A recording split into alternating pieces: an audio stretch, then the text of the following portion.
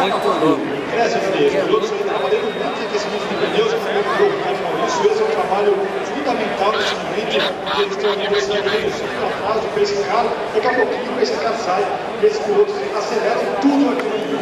E esse vai-lá é fundamental, esse trabalho de aquecimento que a gente vê aqui na sexta posição, a gente sabe que chuva de pedra, não vai chover água, vai chover pedra. Certeza? Pedra, eu quero pedra. Vai chover pedra. É o seguinte, se esse helicóptero tá voando aí, vai cair dois. Só não pode cair o da 1000, né? Senão não só... Olha pra trás ali, dá uma olhada. É, não, é muita água mesmo. Aquela capa vai ser barata. Olha isso. Você tem Quer a capa? comprar a capa? Eu vou tomar a sua capa. Você fica ligeiro, você vai pro outro lado, corre. O meu tamanho é O meu tamanho. seu pai também não é muito. Dou um pau no seu pai e toma a sua cara. Valeu o ingresso já.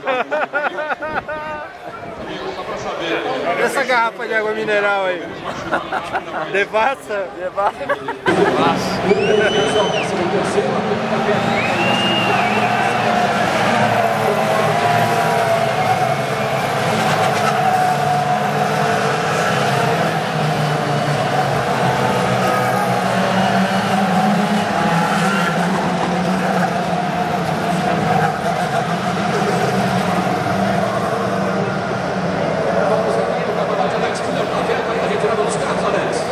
A visão está muito importante, no momento em que os carros estão retirados, a gente, da posição que nós nos encontramos aqui,